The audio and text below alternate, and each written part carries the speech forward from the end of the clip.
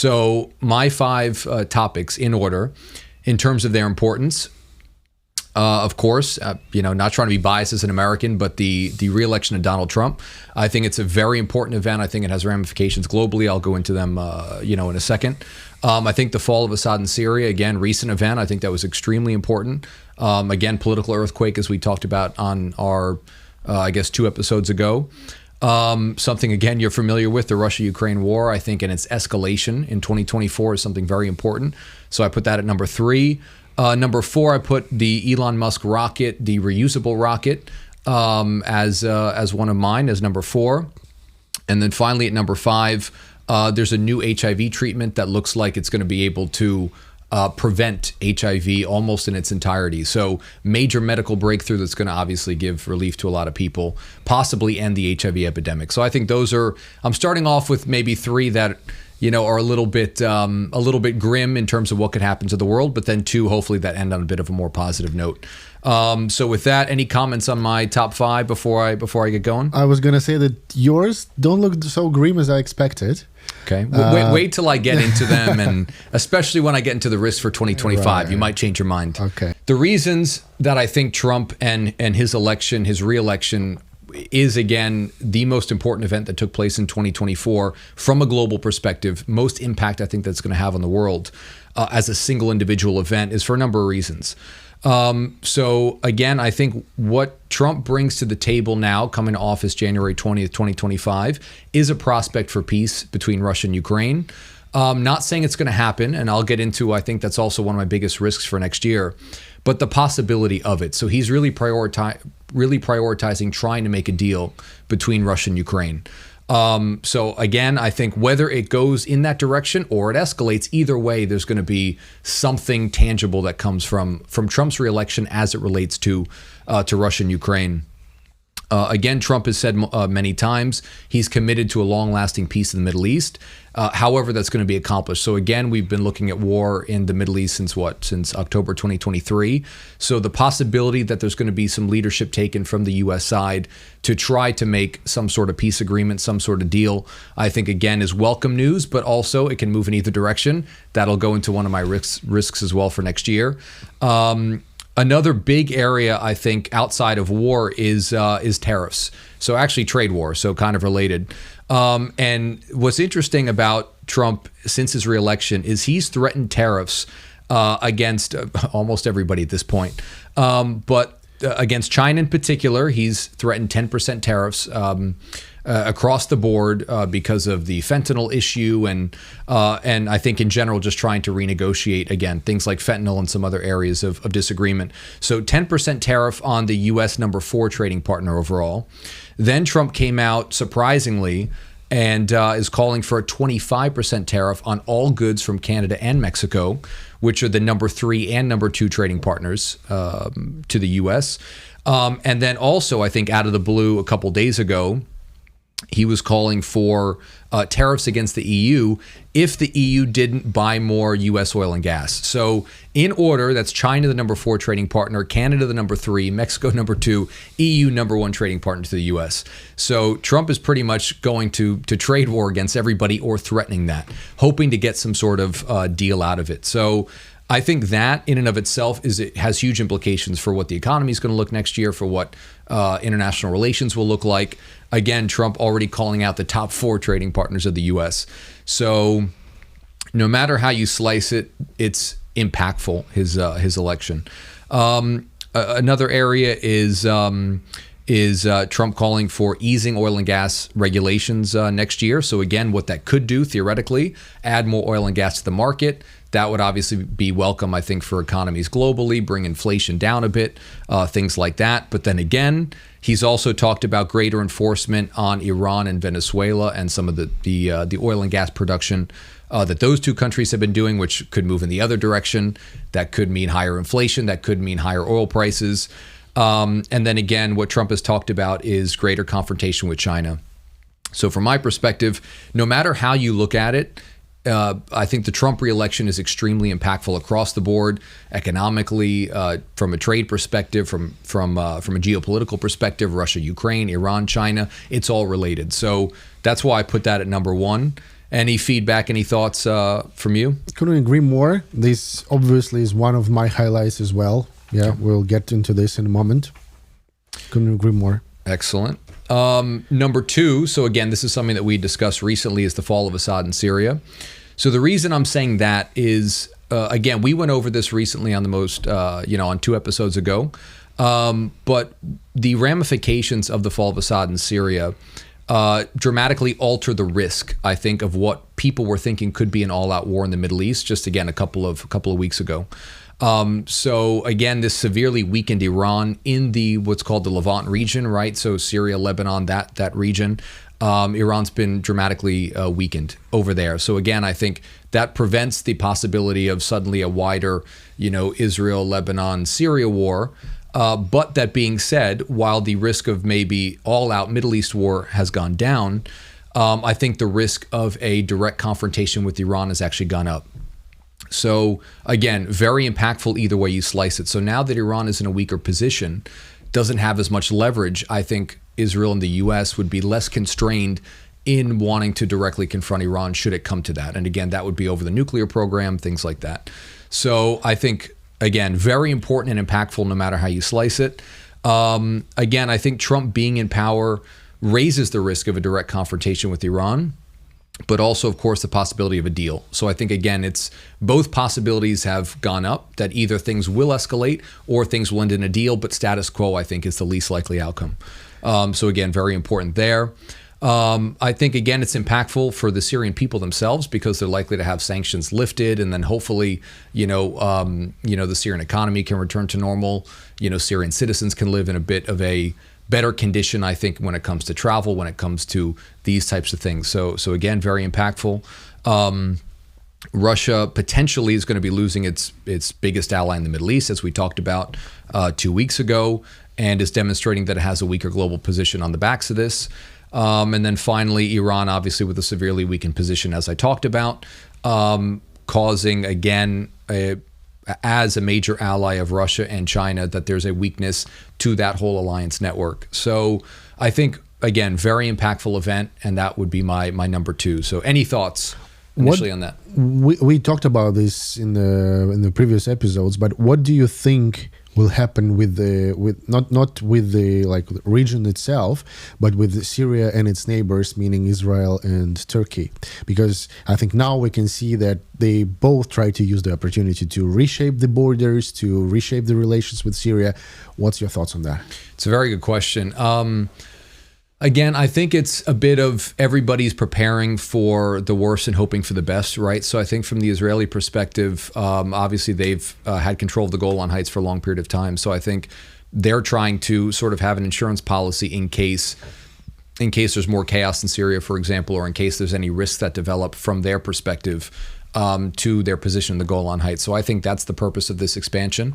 And then from Turkey's side, of course, I think Turkey is looking to have as great of an influence in Syria as possible, given the fact that it's on their borders, given the fact that there has been historically an issue between Turkey and then some of the Kurdish groups in Syria. So I think that's really what's going on. It's a bit of a chess game at the moment. I think also we're going to see over time what politically happens in Syria. Is Syria going to be fully unified at the end of it?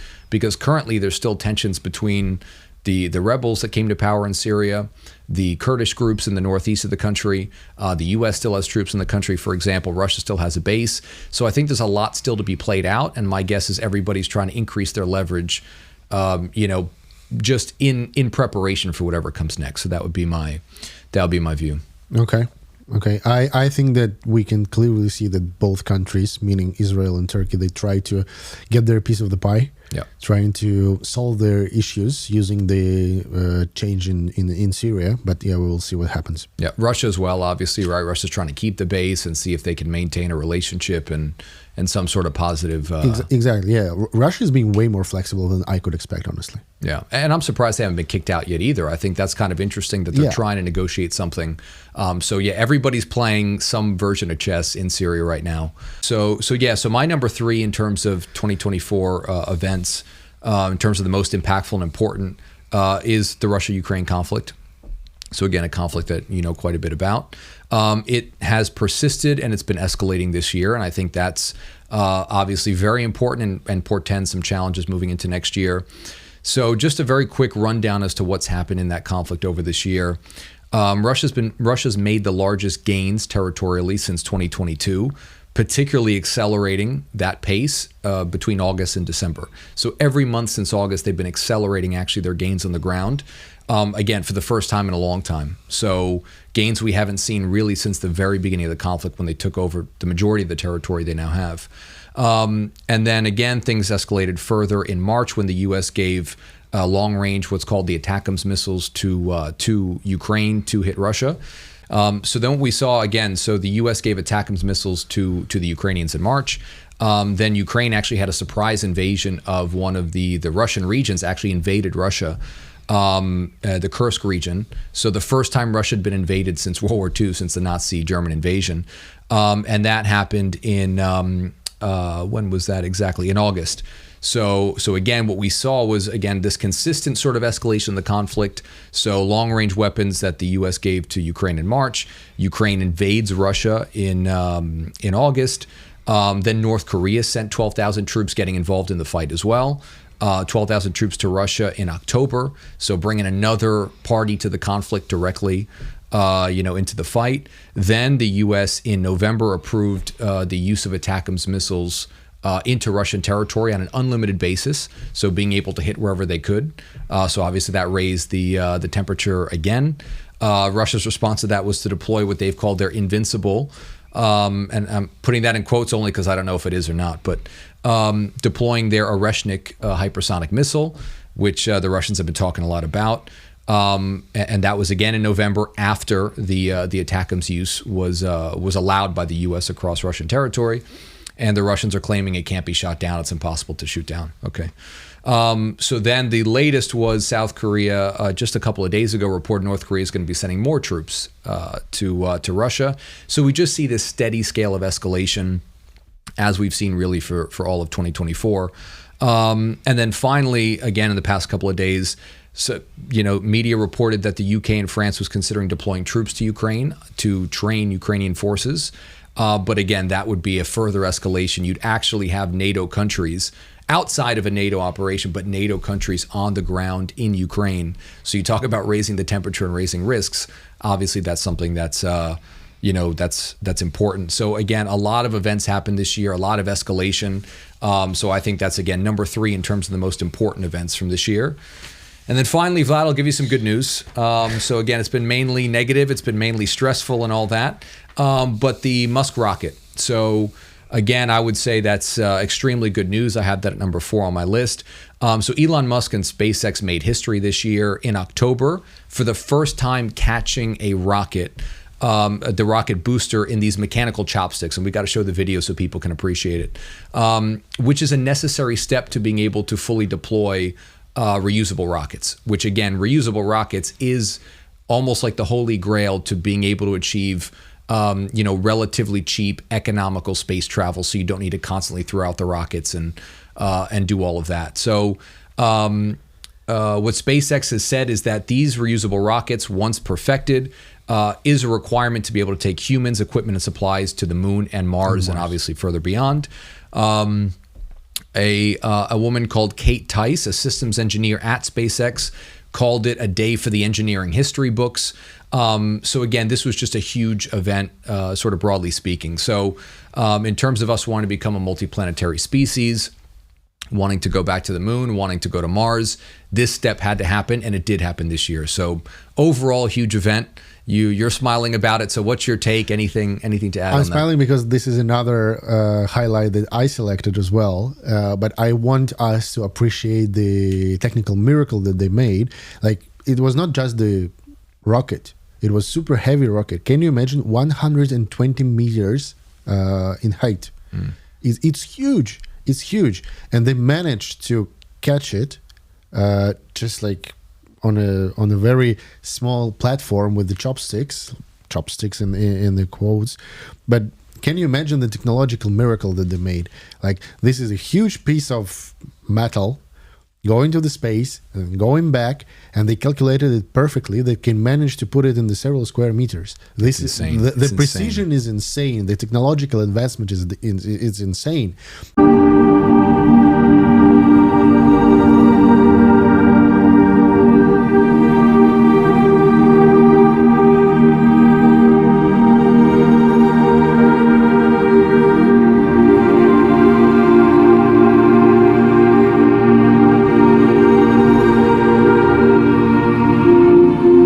And yeah, I totally agree with the quote that you made of this lady. It's the huge day for engineering. I think we will see more rockets like this, and the rockets should fly to the sky, not on the ground. So hopefully, we can all hope for that. Yeah. I mean, again, that's something that I think will go down in history, and you're going to see that in history books 20 years, 30 years from now, when and if we're able to get to, back to the moon, to Mars. People remember that was one of the defining moments once you were able to, again, that video is insane of, again, this huge building size rocket being just caught midair. Unbelievable. So again, piece of good news from 2024. And then finally, I have for my last piece of good news, something I just read about actually yesterday, but there was a huge breakthrough in the treatment against HIV.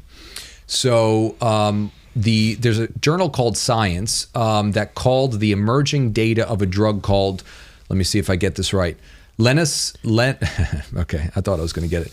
Lenacapavir, and they're calling it the 2024 breakthrough of the year from a medical perspective. What they're saying is that this was a pivotal step towards diminishing HIV/AIDS as a global health crisis in general. So currently, you've got 1.3 million people every year getting HIV, 38.4 million people globally who have HIV.